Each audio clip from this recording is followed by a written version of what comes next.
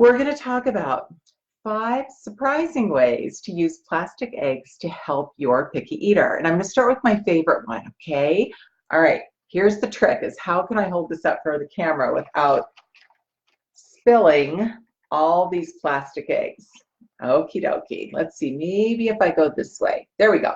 Okay, so what you've got here is just your standard clear egg container that I got this one at Sam's Club. And I've got each one of the little egg holders, I've got half of a plastic egg in there, right? And then do you see this great big yellow egg at the top? That's the egg with the prize.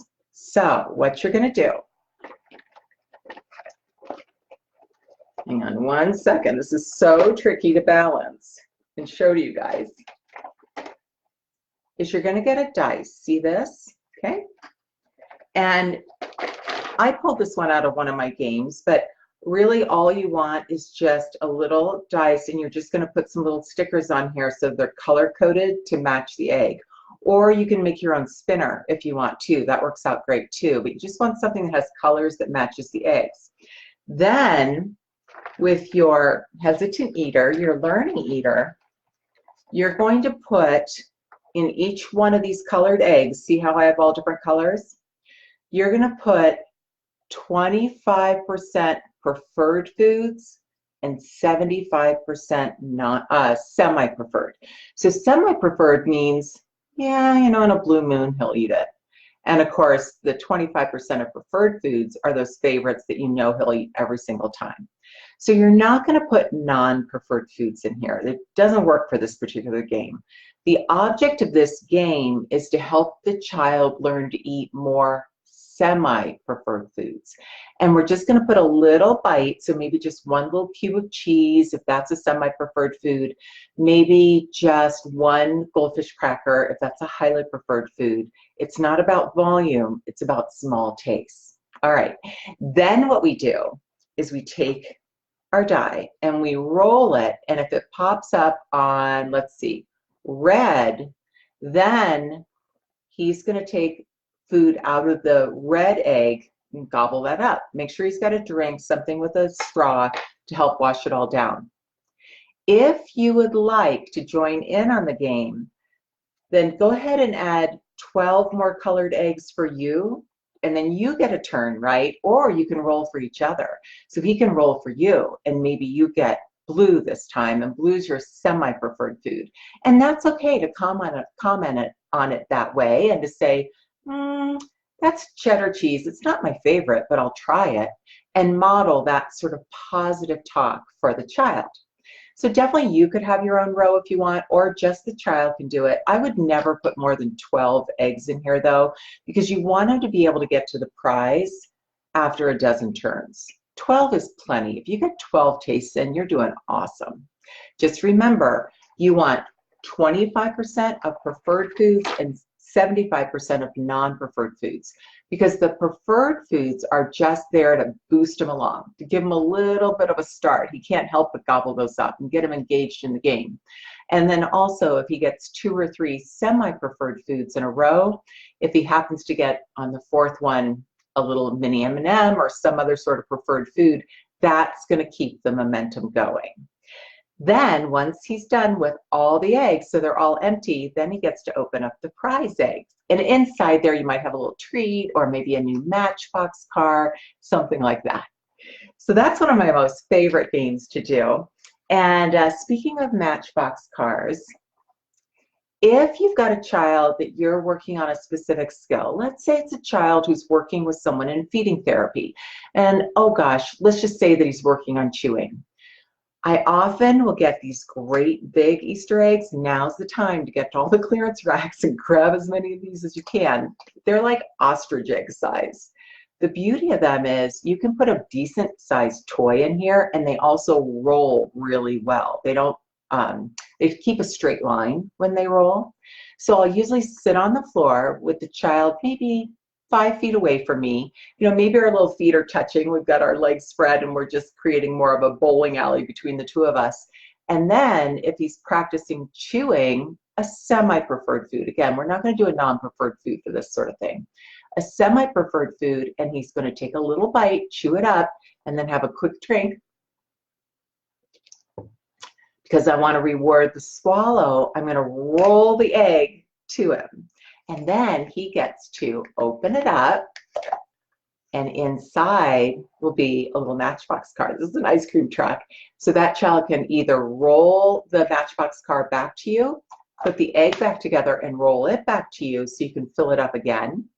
Or you can have a little garage next to him, and he can put every Matchbox car in the garage so that when you're all done with your skill building, then you can have a turn just playing garage. I use these all the time, all year long, with these same little cars. They love them. They're such fun little rewards, and they're very engaging, and you can help build a lot of language skills too. So that's for the ostrich egg size. Then also I want to talk to you a little bit about just using eggs for general exposure. Here's a tip. If you want to work on exposure, in other words, it's a child who doesn't even like to touch broccoli, or isn't crazy about the texture of string cheese, let's say, especially after it starts to warm up. They don't like to touch certain foods. If you're working on tactile exposure, you can take those foods, maybe let's say it's a piece of broccoli, put it inside your egg, close it up, put 10 or so together and put them in a basket. And then while you're sitting at the table, he can have a turn opening the egg and dumping it out. See, he doesn't have to touch the food yet, right? But he's getting used to it. Visual exposure, a little bit of the aroma, but he doesn't yet have to touch it. Have him empty all the eggs onto his plate. Now he'll have 12 little tiny pieces of new foods. Then we're going to load the eggs back up. So now, very quickly, he's going to pick up, let's just say this is a little piece of cheese, okay? He's going to pick up the little piece of cheese that he doesn't like to eat, doesn't like to touch, and he's just going to get rid of it really quickly. We call that a quick release. So there he goes, pops it in with a quick release, and then he can put the lid on and load the next one. And once they're loaded, they're loaded. Then we can ask the child, do you want to do it again? And if he does, great. And if he doesn't, no problem. You know why? Because he just picked up 10 new foods, because there was no threat of having to eat it. It's just about picking it up and getting rid of it really quickly. Here's a tip though. If you think that he's actually doing pretty well, and he goes to pick up, say, the broccoli, maybe this is the third piece of broccoli and the third egg, he goes to pick it up, and you sense that he doesn't have to get rid of it quite so quickly, maybe hold the other part of the egg and say, it's coming, and just be a little silly and just stall a little bit. Now he's holding the broccoli for 2 or 3 seconds before he has to get rid of it. That's called a stalled release, if you're writing that in your chart note, or just for those of you listening. And you know what, that's progress. A kid who goes from a quick release to a stalled release in the same session, that's pretty good progress, especially considering when he walked in that door that day, he didn't even want to touch that broccoli at all. So you can use eggs for that as well. And then I also wanted to mention, especially for the parents who are listening tonight, are you running into this where the kids come home from school and they get a little snack, but they really, really want to eat dinner, is what they're just ready to fill their bellies. You're trying to have a family dinner. So you give them a little snack, you send them off to play, and literally 20 minutes, they're back in the kitchen saying, Mom, I'm hungry, I'm hungry. Very often, we'll talk about pulling out a nibble tray, which is usually an ice cube tray with just a few little nibbles in it that are healthy, that they can sit down and nibble on, not enough to totally fill them up, but they can do that while Mom and Dad are finishing dinner. It's great if you can pull them into the process, but I know it's not always possible, that you just got to get dinner on the table, and sometimes it's easier just to do it with 2 adults in the kitchen and just have the kids have a nibble tray. Well, here's a little twist on that using your eggs. What you're going to do is you can either get a basket, or I love these little plastic egg holders. Have you ever seen these? You get them at the dollar store, and they just slide right into your refrigerator, and they hold your eggs. Well, I like to use these and fill each one of the plastic eggs up with just one tiny little nibble, but I only use semi-preferred foods.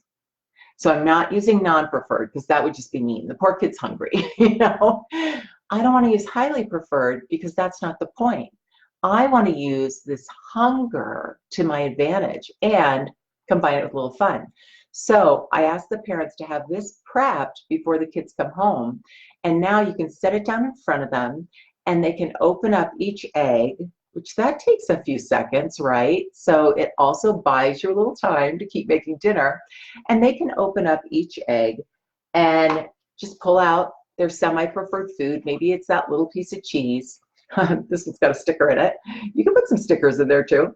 And then they can eat it, put the egg back together, put it back on the tray, and get another one. Rather than giving them just a plate full of food that they're going to gobble up, make them kind of have fun working for it and having to twist to work on their fine motor skills. And it's super fun, and they can guess what's in there. They can listen to it. It makes it more interactive while you're making dinner, and it still gives them a little something to nibble on without filling their bellies, so they're also coming to the dinner table hungry. Finally, the other thing that really helps picky eaters is gardening. And I just put my garden in this weekend, and I was thinking a lot about this, about, you know, it's that time of year where we're all putting little seedlings in the ground, or maybe if you're like me, I just started my basil seedlings in the kitchen. Well, go back to your tray like this, and then let the kids color code. So let's say that you have 3 kids in your family. Well, maybe give one child all the blue eggs, and another child could have a row with all the orange eggs. Give everybody their own row and help them fill them up with organic potting soil and just push one little seed into each one. Then they're in charge of watering their row. See how they have some ownership in this? And as soon as they start to see the little sprout, then they can transfer it into a bigger pot or into a garden. It only takes a few days before you'll see the little sprout pop up, so you don't need a very big container to do that. But what I'll also do is in the comments later, I'm going to include a YouTube video in the link where you can use one of these plastic containers to create your own little greenhouse to start your seedlings as well. So I'll put that video in there for you too. Great. And then last point, and then I'll see if there are any questions too. I know people like to ask questions on Monday nights, and I love it when we just kind of chat about kids who are hesitant eaters. But I wanted to give you one more extra tip. I know I said 5, but I'm going to give you 6. If you are going to plant a garden in the near future, use one of these bigger eggs and put the packet of seeds inside the egg. Then hide these all around your backyard. The kids can run and grab their color, run up, and when they open it, the packet falls out. Don't put the loose seeds in there because that's just going to make a mess. But pull the packet out, and that's their very own seed to plant. And then you can also use either side of the egg cups. You can actually put them in the ground and attach your seed packet to it if you want, and kind of make it a fun, colorful garden. You can use these in a lot of different ways. You can use them just to help water the little seedlings. There's all these different ways to use eggs. But for sure, we know that gardening helps children learn to become adventurous eaters. If you happen to have Adventures in Veggieland, that's my book right over my, wrong shoulder, right over my shoulder here. The very first chapter is all about the importance of gardening. Even if it's just a windowsill garden, that's awesome. Not only will the children have higher science scores, this is proven, but they'll also be much more likely to try the foods that they grew. So even a few pots in your backyard, try gardening. That'll definitely help your hesitant eater.